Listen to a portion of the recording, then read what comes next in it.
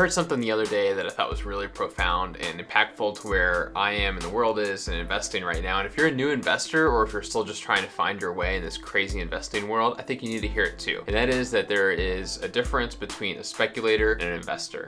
So a speculator is someone who's going to invest for the short term, someone who thinks that because a price on something in the market, whether it be a stock or a real estate investment, went down, then it must come back up. Or they think that as prices are rising, they must always continue to rise. Or they invest in just a single stock or just one piece of property. They don't diversify. Whereas an investor is someone who thinks long term. They're going to think in terms of decades, not years. A speculator is someone who probably thinks in terms of days, day trading. Whereas investing, an investor always thinks long term. They think, I'm going to buy this and I'm going to hold on to it for maybe the rest of my life. They also think that just because the price changes on an investment doesn't change the value of that investment. So as the prices go up, it might not be the best time for them to buy in more, but as the prices of a property go up, they're going to hold that investment they have because they believe in that investment that they made. The other thing is, just because prices are going up doesn't mean that things are a good investment. Right? If you're buying something just because the price is going up and everybody else is getting into it, that's speculating. If you look at the value of something and you determine that the price is a good value compared to what it's worth, that's an investment. Consequently, when you're in this bull market and all these prices are going up like they were last year in 2021, you tend to get this group think that prices are going to always continue to go up. But that is speculating, that's not investing. Because over the long course trajectory, prices are always going to follow a certain pattern. And if they go up too high too fast, they're always going to come back down.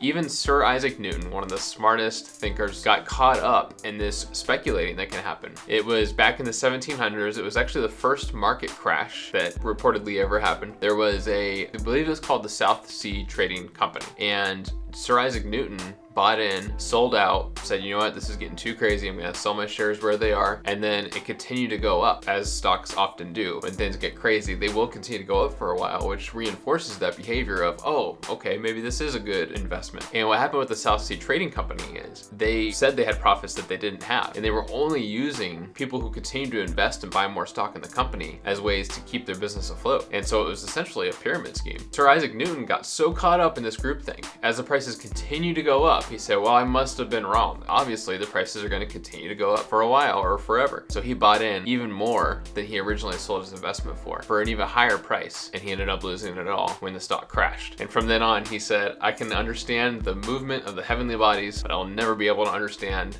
the thinking of the people. And that's so true of any group mentality.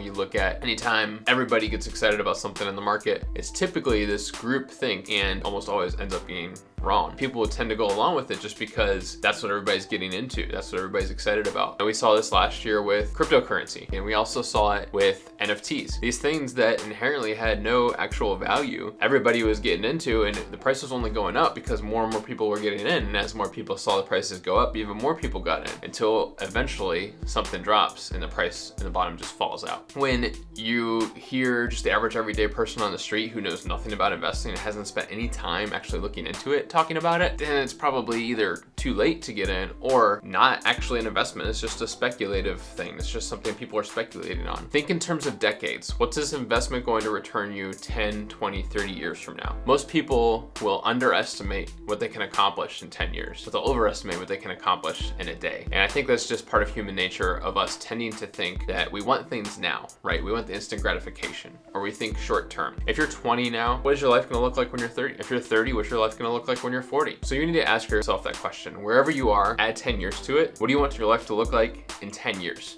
Because that's how you should be investing. That's how you should be really living your life, is what's gonna be, for the next 10 years, not what's gonna be today. The reason that that's important is because we will go through short-term pain. We will allow ourselves to go through short-term pain if we know there's long-term goals. Whereas if you think the other way of, okay, what's this gonna do for me today? You're not gonna put yourself in pain if it results in how you're gonna feel today. You're gonna go for, what are those immediate, instant, things that are gonna give you pleasure today, right? It's almost always better to go for the long term. So start thinking in terms of decades. That's what makes you an investor, not a speculator who thinks in terms of days, weeks, months, or even 1 year. Think in terms of 10 years. If you got any value of that video at all, do me a favor and just share it. I don't run any ads or ask you guys for any advertising or anything like that. I'm gonna do my best to keep this stuff free, coming to you as long as possible. So I would just appreciate it if you share it with someone who you think could get some value out of it too.